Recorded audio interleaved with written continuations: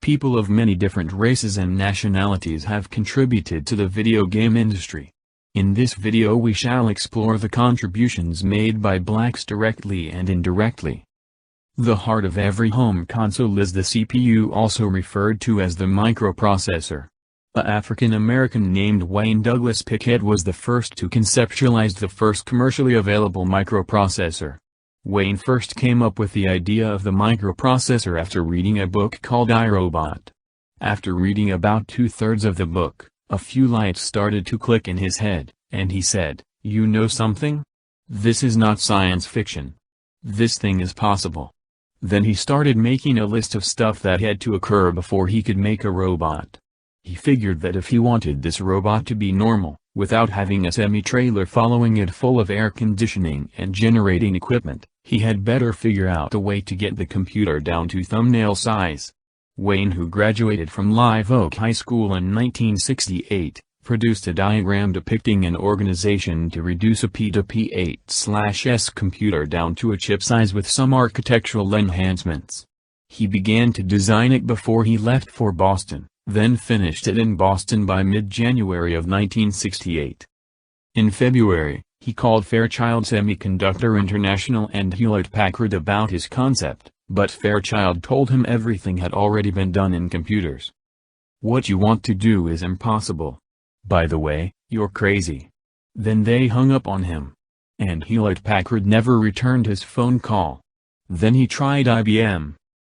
But they turned him down because he was not a college student. He then pitched his concept to Intel. Then he was invited to Intel by the CEO at that time, Dr. Robert Noyce. After Robert reviewed his block schematic, he then introduced Wayne to Dr. Martian Hoff, Intel Director of Research and Development.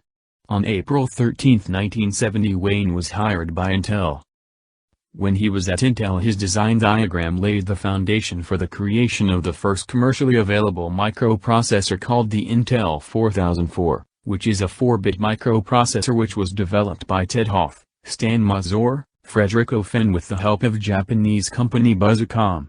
Wayne had a hard time getting the microprocessor introduced to the public, partly because the microprocessor was originally gonna be used in a calculator that was created by a company named Buzzacom, but the company went bankrupt. Intel management gave up on the microprocessor. They said that it was too technical, and no engineer would deal with it. Ted Hoff invited Wayne to dinner over at his house, and they talked about the microprocessor. He gave Wayne a copy of a book called Future Shock, which depicts society's resistance to change. He said he hoped it would tone Wayne down a bit, but it didn't. When some Intel staff had to vote on whether to introduce the 4004 at the 1971 Fall Joint Computer Conference in Las Vegas, Wayne was a 21-year-old black kid sitting in the conference room with Intel President Dr. Robert Noyce, Vice President Gordon Moore, Director of Operations Andy Grove, 4000 series creator Federico Fenn, and others. A couple of other managers were there. There were at least 9 people at this table. Ted Hoff, Wayne, Stan Mazur, and others. They decided to vote on whether or not to take the processor to the show, but Wayne was the only one who agreed. He was completely shocked. He stood up, banged his fist on the table, called them all blithering idiots, and stormed out of the conference room. They didn't think it was going to be successful. They thought it was too limited, that it was too complicated. No engineers would even look at it. Wayne asked for a private meeting with Dr. Noyce. Dr. Noyce said, "What is it you want?" Wayne said, "I came to plead with you in the case of the 4004 demo system. I want to show it in Las Vegas." And when they talked, Noyes finally said, "All right, you can take it there, but these are the conditions. If everything turns out okay, you don't have anything to worry about. If it doesn't turn out okay, you and it can stay in Las Vegas." Wayne said he would happily take those terms. It was all done at Wayne's expense. They did not give him any money advance. He jumped into his car and headed for Las Vegas, probably about 3 in the afternoon. He made it to Las Vegas sometime around 4 in the morning.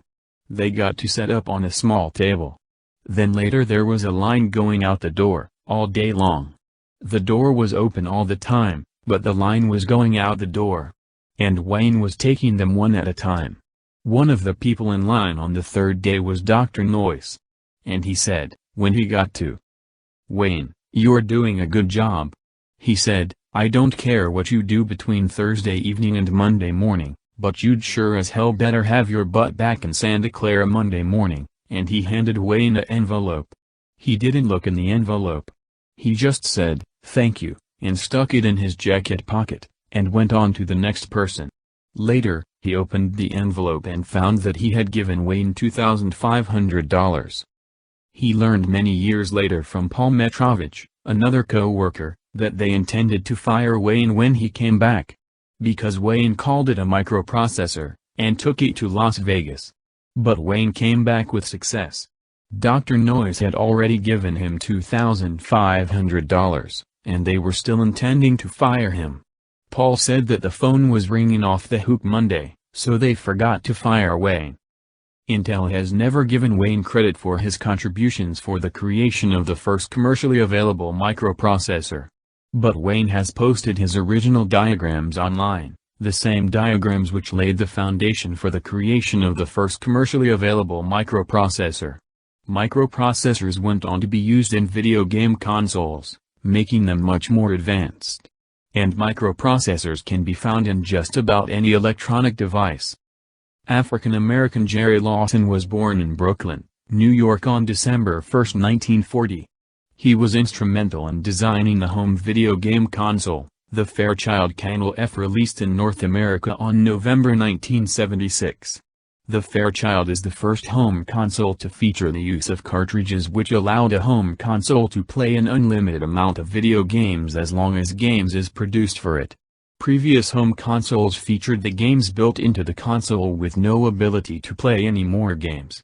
It was also the first console to feature a microprocessor, which greatly improved the visuals, artificial intelligence, and sound quality over previous consoles. And the Fairchild also gave gamers the ability to download games. The Fairchild inspired many home consoles, which helped the video game industry to become a over $100 billion market. In 2018 alone, the video game industry generated $138.7 billion in revenue. Mark Regis Hanna, born in Chicago, Illinois on October 13, 1956, co-founded Silicon Graphics, Incorporated, a company that went on to be well known for its computer graphics technology. In 1986, Mark was named the company's principal scientist for the creation of computer programs like Personal Iris, Indigo 2 and Indie Graphics that were used to create effects for movies like Jurassic Park, Aladdin, Beauty and the Beast, The Hunt for Red October, and Field of Dreams. George Lucas Industrial Light and Magic Company used Silicon Graphics technology to create the blockbuster movie Terminator 2. Mark's programs have also been used to create television commercials and the opening introduction for Monday Night Football. The company's technology was used in engineering, research, and for military applications. SGI Computers was used to create pre-rendered images in many games like Donkey Kong Country, Spider-Man Web of Fire, Sonic 3D Blast, Killer Instinct and many others. The PlayStation 1 used a R3000A 32-bit processor from SCI. The PlayStation 2 used a MIPS 3R5964-bit processor from SGI. SGI created the N64, the first true 64-bit home console. and various types of SGI 64-bit processors was also used in arcade boards like Killer Instinct 1 and 2 arcade board, the Hyper Neo Geo arcade board, and Namco System 23 arcade board. Philip Emeagwali is a Nigerian who was born in Akure, Nigeria in 1954. He was the oldest of 6 children. Emeagwali at age 14 mastered calculus, and could even outcalculate his instructor. Every day Emeagwali performed mental exercises such as solving 100 math problems in 1 hour. His father taught him until Philip knew more than he did. Emeagwali lived in a building that was crumbled by rocket shells. There was a civil war going on in Nigeria at the time, and 50,000 Igbo tribesmen got slaughtered in his region, forcing Philip Emeagwali family to leave and head to Biafra, which seceded from Nigeria. While Philip was in Biafra, he witnessed people getting executed and was later held at gunpoint and forced to join the Biafra army. Emeagwali's family lived in a refugee camp until the war ended in 1970. Over 500,000 Biafrans died of starvation during the Nigerian Civil War. After the war ended, Philip Emeagwali continued to pursue his education. He attended school in Onitsha, Nigeria. He had to walk 12 hours to and from school each day. After continuing to study, he passed a high school equivalency exam administered by the University of London in 1973. The education efforts paid off when Emeagwali earned a scholarship to attend college in the U.S. Philip Emeagwali traveled to the U.S. in 1974 to attend Oregon State University. Upon arrival, in the course of 1 week, he used a telephone, visited a library, and saw a computer for the first time. He earned his degree in mathematics in 1977. Later, he attended George Washington University to earn a master's degree in ocean and marine engineering. He also holds a second master's from the University of Maryland in applied mathematics. While attending the University of Michigan on a doctoral fellowship in the 1980s, Emeagwali began work on a project to use computers to help identify untapped underground oil reservoirs. He grew up in Nigeria, an oil-rich country, and he was someone who both understood computers and how to drill for oil.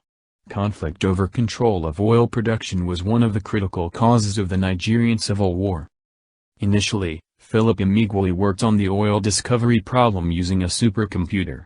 However, he decided it was more efficient to use thousands of widely distributed microprocessors to do his calculations instead of tying up 8 expensive supercomputers. He discovered an unused computer at the Los Alamos National Laboratory formerly used to simulate nuclear explosions. It was dubbed the Connection Machine.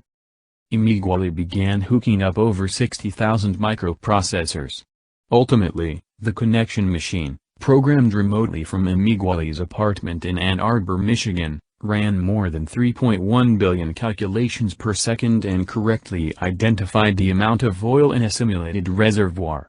The computing speed was faster than that achieved by a Cray supercomputer, one of the fastest supercomputers prior to Emeagwali's computer. Describing his inspiration for the breakthrough, Emeagwali said that he remembered observing bees in nature. He saw their way of working together and communicating with each other was inherently more efficient than trying to accomplish tasks separately. He wanted to make computers emulate the construction and operation of a beehive's honeycomb. Philip Emeagwali's primary achievement wasn't about toil. He demonstrated a practical and inexpensive way to allow computers to speak with each other and collaborate all around the world.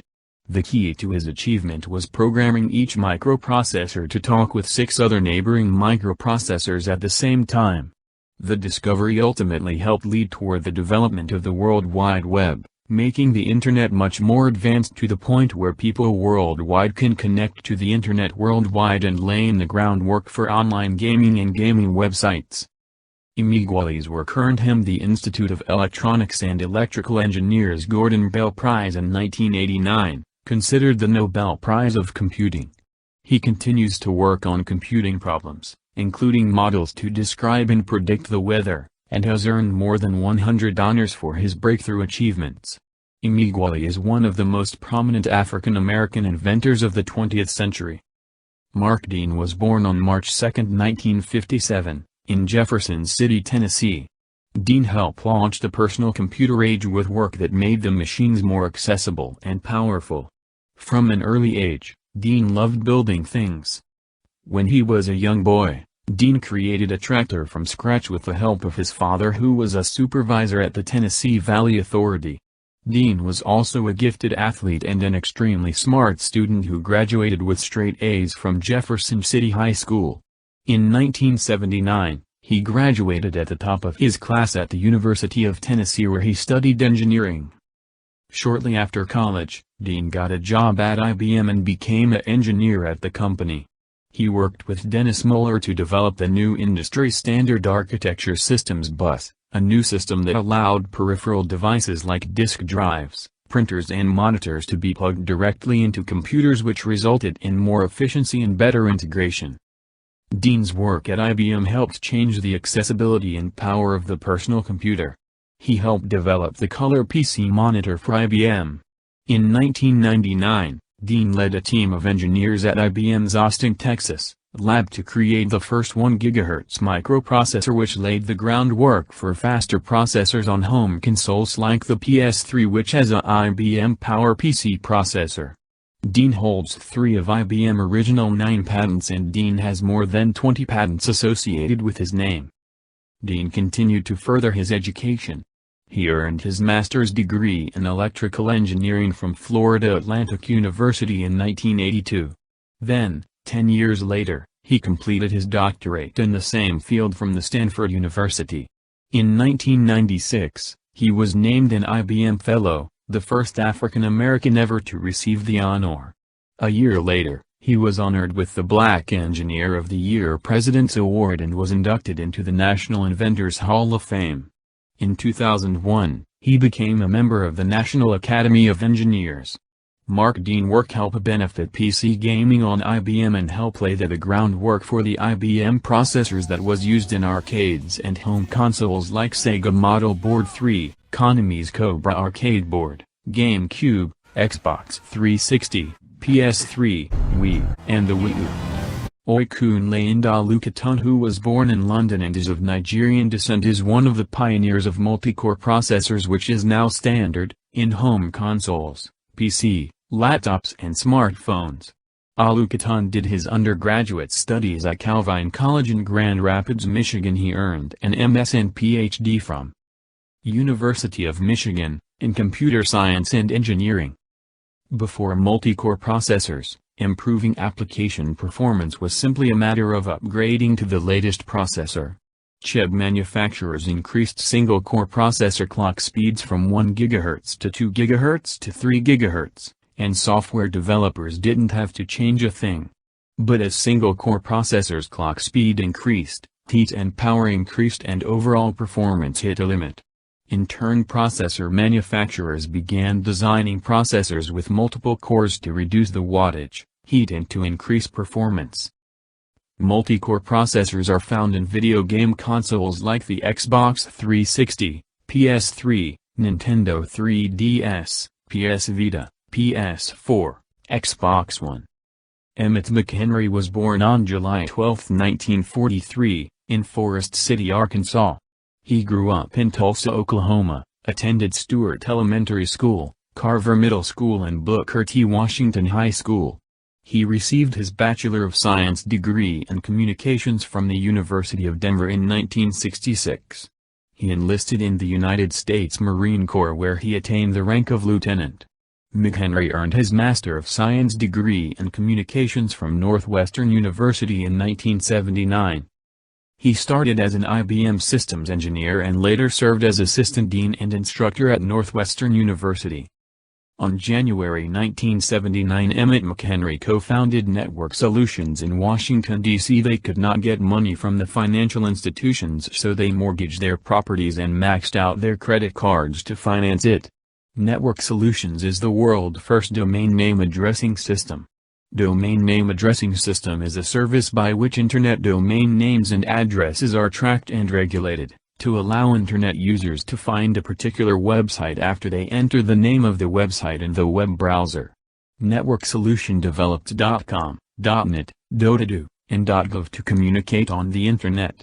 Emmett McHenry also created a complex computer code whereby ordinary people can now surf the web or have emails without having any knowledge on computer science.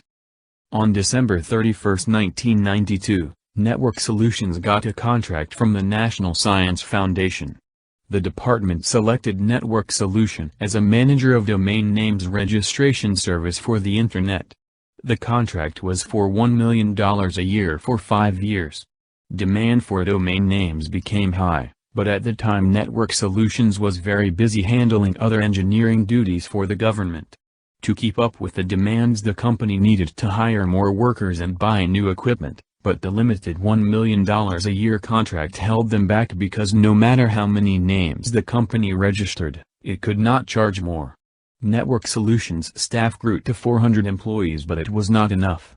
Emmett asked government if he could charge directly for the domain names because the demand for domain names continued to rise by the thousands.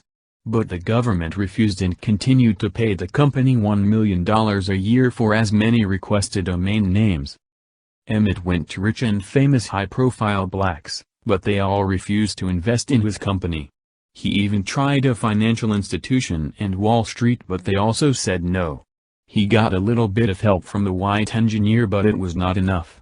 The government kept on insisting that if he could not keep up with the demand, they will drop the contract. In 1995, Emmett decided to sell Network Solutions to Science Applications International Corp. or SAIC for $4.8 million with debt that was both personal and business. In a few months later, the government gave SAIC the rights to charge $70 per year for each domain name plus royalty on any other created domain names, which is the same request Emmett wanted. There was millions of people and companies who was requesting domain names, which resulted in a bidding war to buy Network Solutions, in which SAIC acquired. A company named VeriSign Incorporated won the bid. SAIC sold Network Solutions to VeriSign Incorporated for $21 billion.